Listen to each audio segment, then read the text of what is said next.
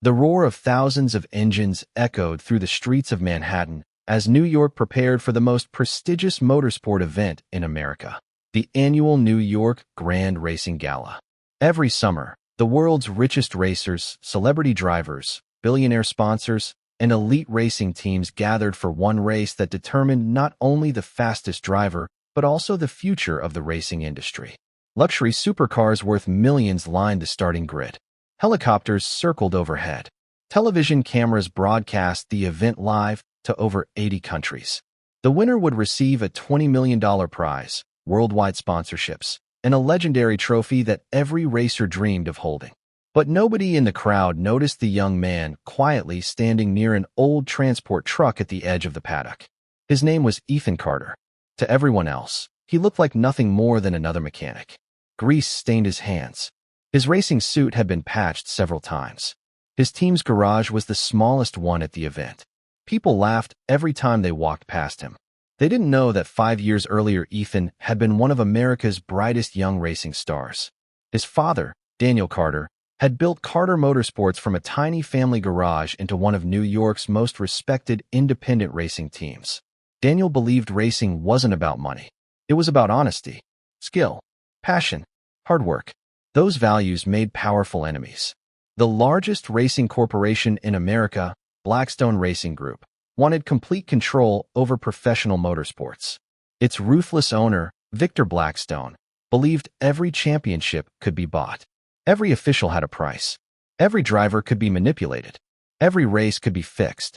Daniel Carter refused to sell his team.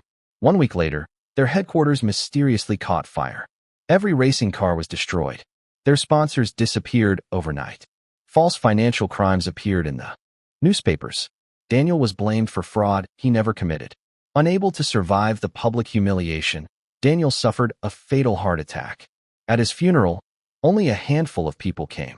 Victor Blackstone watched from a distance wearing expensive sunglasses. He smiled before getting into his limousine. 16-year-old Ethan watched that smile. He never forgot it. He promised his father that one day he would destroy the people responsible, not with violence, but by exposing the truth before the entire world. For years, Ethan disappeared from professional racing. While everyone believed his career was over, he secretly studied engineering, aerodynamics, artificial intelligence, electric performance systems, hybrid racing technology. He worked nights repairing taxis. He restored abandoned sports cars during weekends. He entered illegal underground races, not for money, but to perfect his driving skills. Every dollar he earned went toward building one car. One perfect machine. Nobody knew about Project Phoenix, his masterpiece. 5 years later, the annual New York Grand Racing Gala announced something unprecedented. Independent teams would finally be allowed to compete against factory-backed racing giants. Victor Blackstone laughed when he saw Ethan's application. "Let the mechanic race," he told reporters. "The audience deserves comedy before the real competition begins." The media repeated his words. Social media exploded with memes. Commentators mocked Ethan's old trailer. Influencers filmed themselves laughing outside his garage. Nobody noticed Ethan never answered a single insult. On qualifying day, the weather suddenly changed. Heavy rain covered the streets. Expensive racing teams struggled. Luxury cars spun into barriers. Drivers complained. Then Ethan quietly drove onto the track. His homemade car looked simple. No flashy paint. No expensive branding. No billionaire sponsors. Just a black body with one silver phoenix painted across the hood. The moment the green light appeared, everything changed. The car accelerated like a missile. Corner after corner. Perfect braking. Perfect balance. Perfect control. The crowd slowly stopped talking. Even experienced commentators became silent. When Ethan crossed the finish line, he shattered the qualifying lap record by almost 3 seconds. Nobody believed the timing screens. Officials checked the equipment. Again and again, the result was correct. The unknown mechanic had become the fastest driver in New York. Victor Blackstone wasn't worried. He had fixed races before. He simply needed to do it again. That evening, several race officials secretly received enormous payments.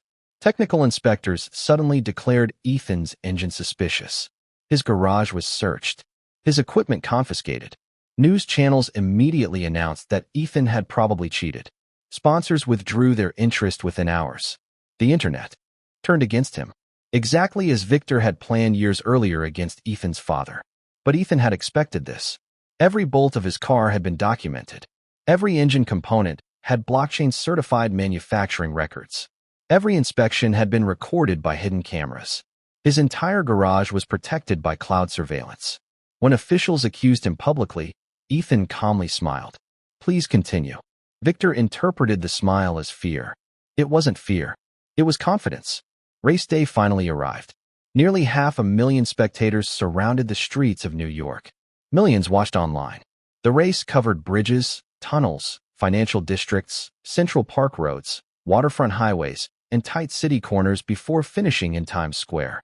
30 elite drivers waited at the starting line. The lights counted down. 5, 4, 3, 2, 1. Green. The race exploded into chaos. Engines screamed. Tires smoked. Cars touched at over 200 miles per hour. Victor's drivers immediately surrounded Ethan. They boxed him in, blocked every passing opportunity, forced him toward concrete walls. Commentators believed his race was finished. But Ethan had spent years racing in impossible situations. He anticipated every move. He used tiny gaps nobody else could see. Within 10 laps, he climbed from 20th place to 8th. The crowd began chanting his name. Victor became furious. He ordered his lead driver to eliminate Ethan. On a narrow bridge section, the black championship car suddenly slammed into Ethan's rear quarter panel. His car spun violently. The audience gasped. Most drivers would have crashed. Ethan controlled the slide with unbelievable precision. His car missed the barrier by inches. He kept racing. Television replayed the incident dozens of times. Something looked strange. Victor's driver had turned deliberately. Race control ignored it. The race continued. Rain returned. Visibility disappeared. Half the field crashed. Only 6 cars remained competitive. Ethan climbed to 2nd place. Victor's son, Adrian Blackstone, led the race. Unlike his father, Adrian had genuine talent. But he had spent his entire career protected by corruption. Now someone had finally matched him. The final 10 laps became legendary. 2 cars. 1 championship. 1 family seeking justice. 1 family protecting lies. Every corner separated them by inches. The finish seemed impossible to predict. Then Ethan activated something nobody expected. Project Phoenix had one final innovation.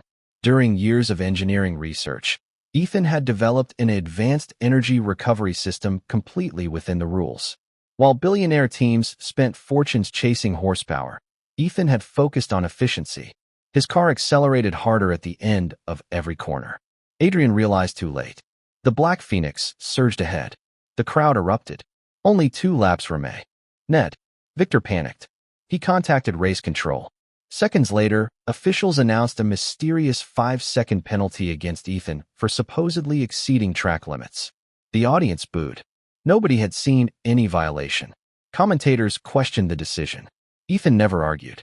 Instead, he pushed even harder. He crossed the finish line over 7 seconds ahead. Even after the penalty, he still won. The crowd exploded into celebration. Fireworks filled the sky. The mechanic had defeated every billionaire. Victor smiled anyway. He walked toward the podium holding a folder. Before the trophy ceremony, he publicly accused Ethan of illegal technology. Officials immediately surrounded the winning car. Television cameras followed every movement. Victor believed history would repeat itself. Instead, Ethan asked for one microphone. He connected a small projector to the giant stadium screens. The audience expected another defense. They got something entirely different. Video after video appeared.